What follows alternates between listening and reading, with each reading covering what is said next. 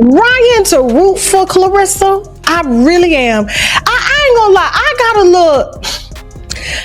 a little bothered when her cousin did an interview. Now, I allowed the interview because I'm messy. I'm a messy bitch like that. You feel me? I can't help who I am. But I did feel just a little bit sorry for Claressa when her cousin Shalita came on my platform and literally, I said, what are people saying that you dragging her down? What if everything you defended was never loyalty at all? According to Tasha K., this was never about hearsay. This was about receipts that took weeks to verify discreetly off-camera, off timelines, away from the noise. She says the truth didn't come all at once. It came in fragments, overlapping dates that didn't line up. The same voice notes sent to various women. It's the same excuses recycled, just delivered to new inboxes. And while Claressa Shields stood publicly confident, posting strength, posting love, posting belief privately, the foundation was already crumbling.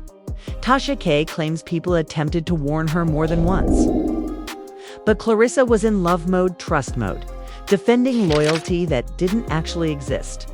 Because according to what was uncovered, Papoose wasn't juggling one secret circumstance. He was overseeing a system. 5 women, 5 roles, 1 for emotional support, 1 kept silent, 1 from the past that never really ended, 1 recent, and 1 held as a future option. This wasn't pandemonium, it was structure. And Claressa, whether she knew it or not, was standing inside something that was never designed to protect her. The moment that shattered everything didn't happen online, it happened silently on Christmas. The day she believed was theirs was. But on this Christmas, that's when the collapse with him, not in leaving, this very special Christmas with because when love turns out to be multitasking, him, the true question isn't who lied first. Apparently, Claressa spent Christmas alone in the Louis Vuitton store, Tasha, racking up about $30,000 in bills. This isn't conjecture, she said.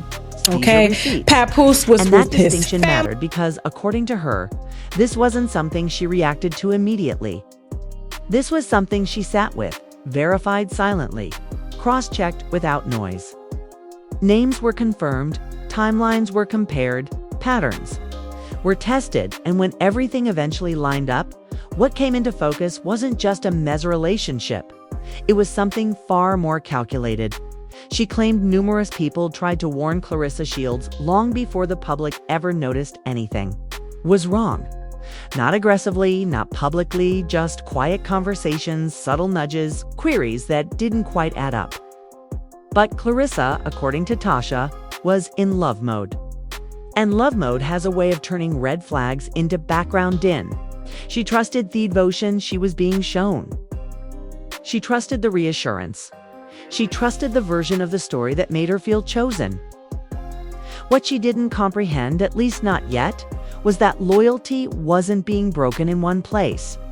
It was being distributed across several. It's the first bomb, 5, not 1. Tasha K's first significant claim changed the entire scope of the situation. This wasn't about one additional woman. It wasn't about one error. It wasn't even about one covert relationship. According to what she unearthed, Papoose was simultaneously involved with 5 different women, each occupying a different lane in his life. One was positioned as emotional support, someone he relied on, confided in, checked in with consistently. Another was a private relationship, low-key off social media, kept intentionally out of sight. There was also a long-term past situation that never fully ended, history that persisted, comfort that remained accessible. Then came a recent encounter, short-term, impulsive, but still active. And lastly, there was one more woman described as a future option. Someone kept near enough to remain available, but distant enough to stay undefined. Tasha K didn't characterize this as chaos. She framed it as design. He wasn't in a relationship. She said he was operating a system. And in that system, every woman served a different purpose. Receipts without displaying receipts. What made the story difficult to dismiss wasn't flashy screenshots or leaked images. It was the way the minutiae overlapped. Tasha described timelines that collided instead of flowing cleanly. Travel dates that didn't make logic when compared side by side. Voice notes that conveyed the samatone, the same phrasing sent to various women. The excuses were familiar, almost scripted. Work obligations, family responsibilities, scheduling conflicts. Only the recipients changed again and again. The same patterns repeated. And the more those patterns emerged, the clearer one thing became. The loyalty Claressa was publicly defending looked very different behind the scenes. Publicly, Claressa's shields looked composed. She posted confidently. She demonstrated strength. She appeared unbothered. But according to Tasha K., privately, it was not that straightforward. She claimed Claressa had already seen some messages. Not everything, but enough to raise concerns. And instead of confronting the situation directly, Claressa reportedly sought for context, explanations, alternate meanings. She attempted to convince herself that what she was seeing didn't apply to her, that she was different, that her place in his life was secure, which led the narrative to a question no one wanted to ask out loud. Was Claressa the primary woman or just the most visible one? So I felt horrible for Claressa. When she was in there blowing a bag $30,000 and then she had to take the bag to Papoose and acted as if Papoose gave her the bag. Give me that absolutely for real. I'd not know why you did that, but you didn't. You didn't have to. Its moment mattered because, to Tasha K., it wasn't about a purse. It was about behavior. The hesitation, the slip, the performance layered over. Actuality, small moments often reveal what big statements attempt to hide. According to Tasha K., the actual turning point didn't happen during an argument. It didn't happen online. It didn't happen publicly at all. It happened on Christmas. She claimed Claressa spent that day alone. The explanation she was given was straightforward, family obligations. But the actuality, according to the expose, was far more painful. Papoose wasn't unavailable. He wasn't isolated. He was with Remy Ma and his daughter, and that distinction altered everything. Tasha K. stated it bluntly. The day Claressa thought was our holiday was already confirmed. What made it worse wasn't just the lie, it was the framing. Claressa was told family comes first. Yet, she was never genuinely included in the family circle. While this was unfolding privately, the public narrative told a different story. Claressa continued posting couple content throwbacks, supportive captions from the outside. It appeared unified, stable, secure. But according to Tasha K., behind the scenes, the energy didn't match. He was emotionally distant. Future intentions were vague. Decisions were made without her input. As the narrative framed it, she was creating girlfriend content. He was constructing an exit strategy. When the title says Claressa collapses, Tasha K. was unambiguous. This wasn't visceral. There were no public tears, no breakdown video, no dramatic moment captured on camera. This was quieter than that. It was the collapse of trust, the collapse of certainty, the collapse of the version of reality she had been defending. This wasn't a sobbing collapse. Tasha K. said it was a revelation collapse. And those are tougher to recover from. Tasha K. made one thing very obvious. She wasn't attempting to transform Claressa into a villain. She wasn't assaulting her strength. She wasn't doubting her worth. She said she was exposing a system. A pattern where powerful men juggle emotional access across multiple women, while presenting a singular, controlled image to the public. Claressa isn't feeble. She said she was misinformed as the story spread. Papoose didn't erupt. There were no lengthy denials, no detailed breakdowns, just brief statements, minimal engagement. And to Tasha K., that silence wasn't unintentional. When receipts are genuine, she said silence is strategy. If 5 women were involved, if Christmas was a lie, if the system was real, then the story no longer pertains to gossip. becomes a decision because the actual collapse isn't public. It's the moment Claressa decides whether to walk away or remain inside the chaos by the time the story reached this stage. When love turns into defense, Tasha K suggested something sinister beneath the surface. She claimed Claressa didn't just trust implicitly, she actively defended the trust. When concerns surfaced, she contextualized them. When inconsistencies appeared, she reframed them. When timelines clashed, she told herself there was a plausible explanation she just hadn't seen yet. This wasn't cowardice. This was emotional investment colliding with cognitive resistance, because admitting the truth would mean confessing something far more painful. That loyalty was never exclusive. And once that realization occurs, everything else starts to unravel. The moment that shifted the authority. Midway through the story, Tasha K returned to a moment that on the surface appeared insignificant. Remark, a pause, a slip. But small situations don't need to be permitted to be revealing. They just need to be honest. LV store on Christmas because she couldn't attend the family gatherings even though she said she's family. And she says that Papoose is divorcing Remy. Even though the last time I saw, I don't know if things are being done. Is that Remy withdrew from that divorce? This wasn't hearsay. This was duress.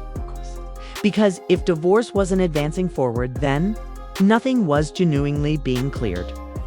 No clean exits, no clean beginnings, just individuals suspended in emotional limbo. Why the divorce mattered? According to Tasha K, the divorce narrative wasn't about legality. It was about leverage. As long as matters remained unresolved, power stayed exactly where it was. No finality meant no accountability. No documentation meant no public closure. And for someone competing multiple emotional lanes, unresolved status was an advantage because it kept everyone uncertain. It kept options open. It kept storylines flexible. It kept reactions delayed. And in that uncertainty, Claressa was left gripping the emotional weight of a situation she didn't fully control. Public confidence, private pressure. Outwardly, Claressa still appeared composed. No breakdown posts, no accusations, no emotional rents.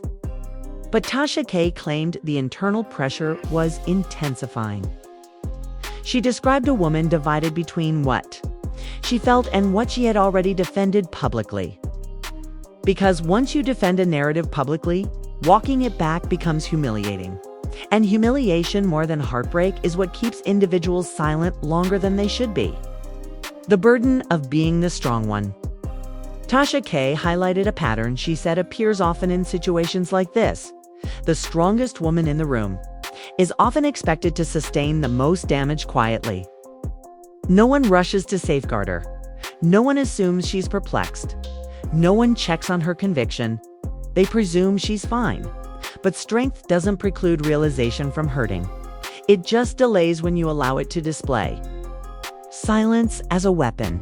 As the allegations circulated, the lack of response became louder than any Danielle could have been. No detailed rebuttal, no timeline corrections, no evidence presented to contradict the claims. According to Tasha K, this wasn't unintentional. When receipts are genuine, she said, silence becomes strategy because every word spoken can be examined. Every sentence can be replayed. Silence leaves nothing to investigate.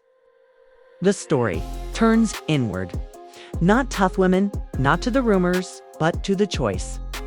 Claressa Shields, according to this narrative, stood at a psychological crossroads. One path required her to walk away publicly, decisively, permanently. The other required her to stay quietly, cautiously, within a structure she now understood. Neither path was simple. Both came with consequences, and neither could be postponed indefinitely. Because once the system is seen, it can never be unseen. This story is no longer about exposure. It's about timing, about when silence ends, about when decisions are made, about when fortitude stops being performative and becomes self-protective. And the most dangerous moment hasn't happened yet because the actual collapse isn't loud. It's the second she decides whether to safeguard the image or protect herself. By now, the story is no longer advancing forward. It's tightening because once a system is exposed, it doesn't collapse immediately. It resists, it compresses. It applies pressure where it knows silence has worked before, according to the narrative Tasha K set out. This is the phase where everything slows down on the surface and accelerates underneath. No new statements, no dramatic confrontations, no public acknowledgement, just waiting. And waiting in situations like this is never impartial. The instant after realization, there is a moment that follows realization, a quiet one, where the mind stops seeking for explanations. This is the moment when you're no longer asking, "Is this true?" You're asking, "How long has this been true?" According to Tasha K., this is where Claressa Shields found herself. Not confused anymore, not searching for context, not attempting to decode messages, just sitting with the weight of what had already been uncovered. Because once patterns recur too cleanly, denial stops being detective and starts being taxing. The cost of seeing plainly. Seeing plainly doesn't feel empowering at first. It feels degrading because clarity forces you to replay every moment you defended someone who didn't deserve it. Every time you dismissed a warning, every instance where you became the shield for a narrative that was silently harming you. Tasha K. suggested that Claressa's decline wasn't dramatic because it didn't need to be.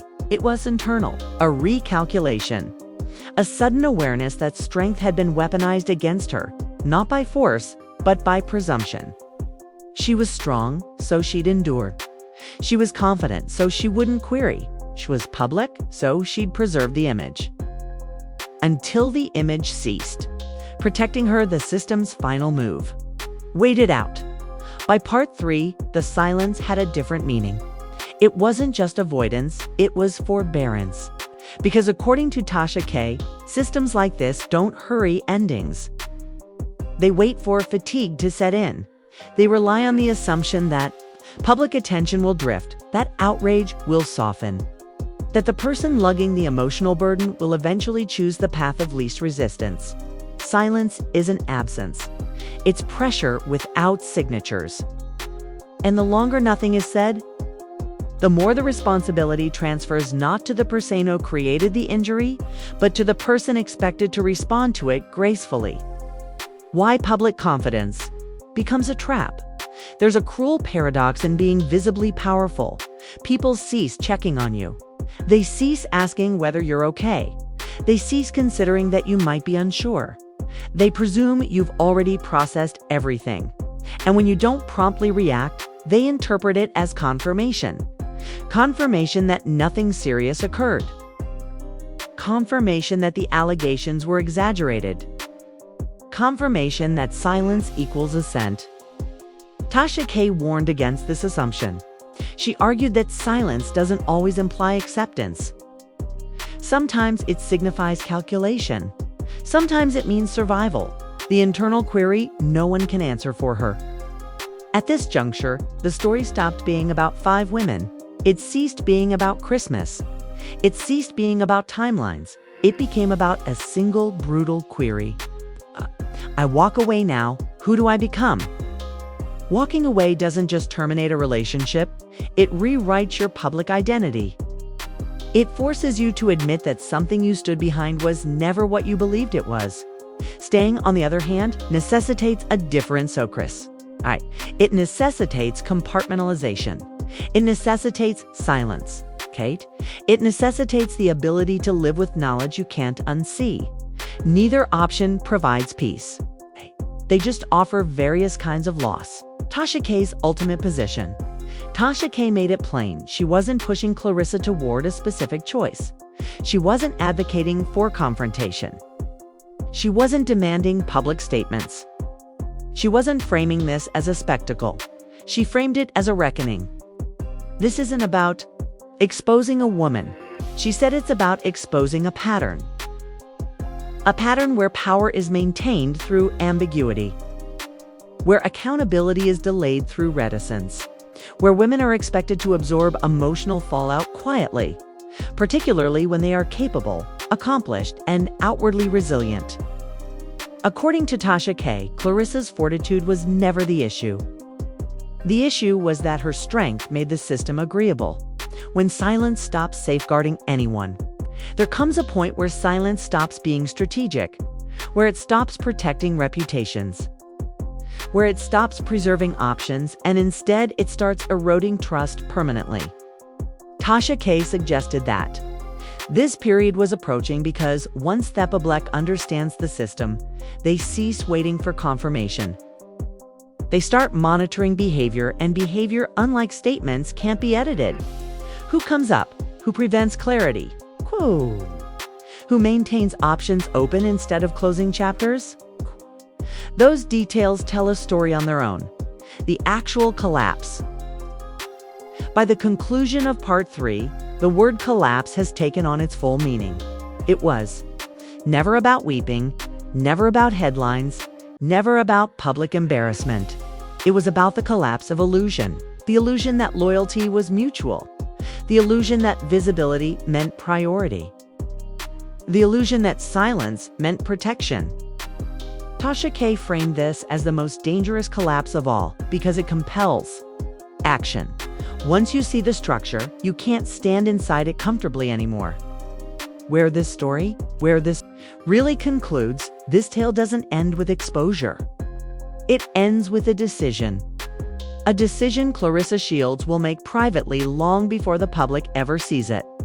Whether she chooses distance or a confrontation, whether she chooses reticence or clarity, whether she chooses to preserve the image or preserve herself. And that's the part no one can script.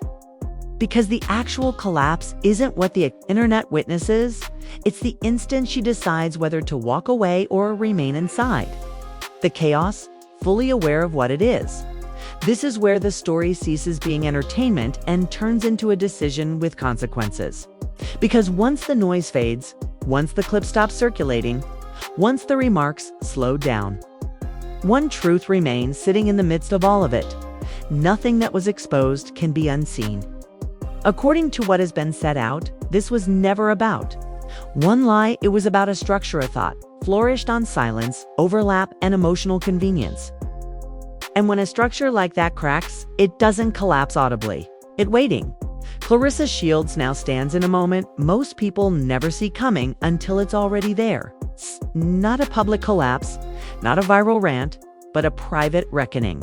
It's a kind that forces you to replay every defense, every excuse you made for someone else, every time you chose trust over instinct. That's the true damage, not grief realization.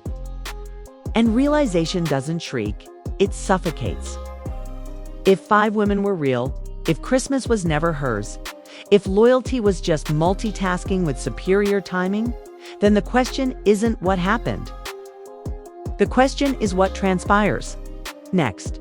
Because silence from one party is not peace, it's positioning. And silence from the other side is not cowardice. It's a calculation between dignity and exposure. Walking away costs prestige. Staying costs self-respect. Either choice leaves a trace. This is not a story about antagonists and victims. It's about power, access, and who pays the emotional price when the truth surfaces too late. And the most dangerous aspect isn't what was said. It's what hasn't been denied, so now it's on you. Do you believe this was a system or a coincidence? Is Claressa the primary woman or just the loudest one? And when the receipts are genuine, how long can silence actually survive? Drop your thoughts in the comments, share this before it disappears into the timeline. And remember, the real collapse never occurs in public. It happens the instant someone decides whether to protect the image or ultimately protect themselves.